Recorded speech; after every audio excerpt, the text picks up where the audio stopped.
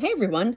In book 57, Big Brothers in Love, the twins are meddling and interfering and generally being themselves. So we finally get a book focused on Stephen, and it was not a good one.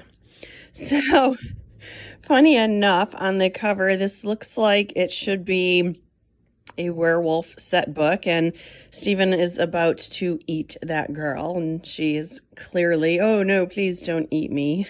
She's like holding on for dear life, but her expression, yeah, there's no romance between those two. And then we have the nosy twins spying, and I am convinced this is the exact same painting for both girls' faces. You know, if you look at the eye angle, you look at the lighting on the cheek, I'm convinced they just reused this and changed the hair.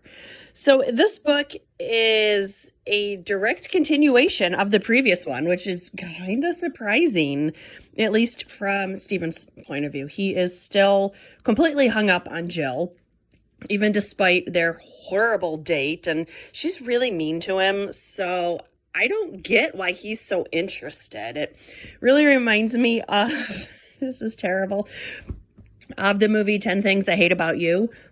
Awesome movie, where everyone is so hung up on Bianca, and Heath Ledger's character says, what, does she have beer-flavored nipples or something? That's not appropriate for our Sweet Valley universe. So anyway, the twins get so involved in Stephen's love life, and that was very much said in quotations, because Janet Howell is being obnoxious. And there's a new TV show that all the kids like called Staying Up with Bob, or Late Nights with Bob, or something. It's basically like a ripoff of The Tonight Show or David Letterman. And Janet is, of course, bragging that she has 2 tickets, and Jessica decides it's a good idea to make a bet with her that if she can get proof that Stephen is completely over Jill within 1 week, the tickets are hers.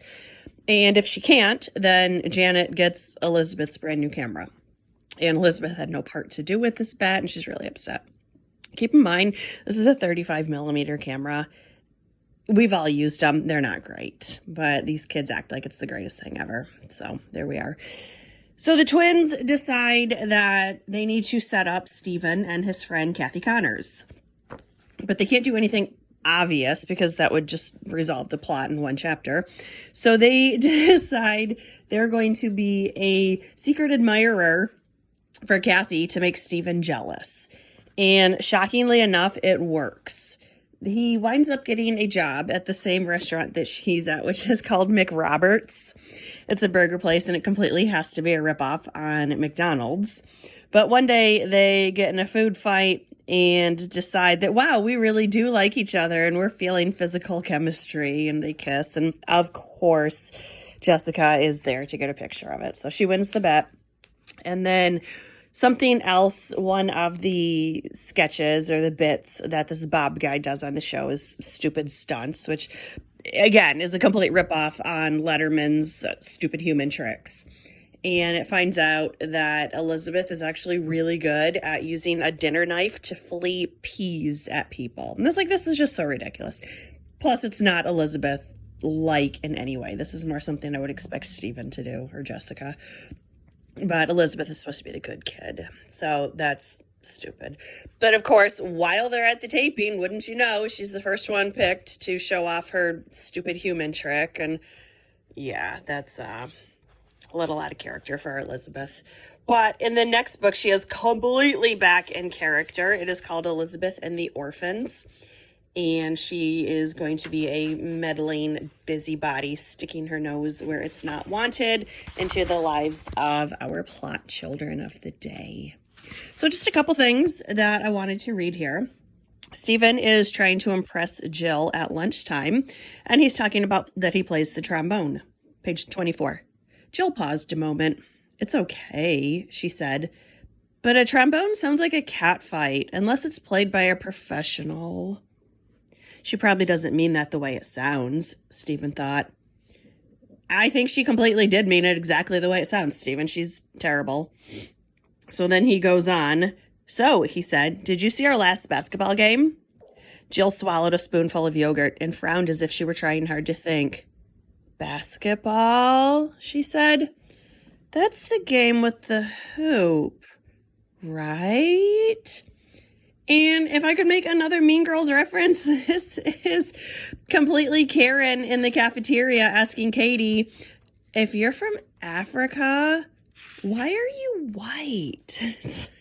I think Mean Girls is the greatest documentary ever made about being a teenage girl in American schools.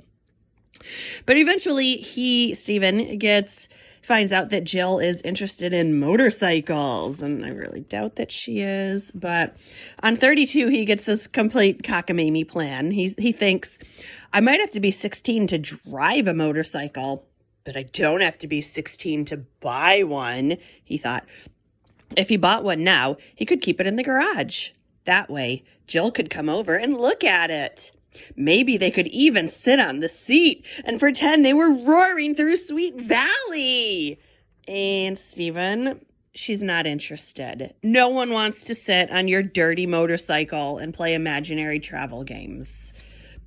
Plus, he only has $30. So he thinks he has this idea that he could buy a used motorcycle for $30. It's like, yeah, honey, that's not going to work out so well for you.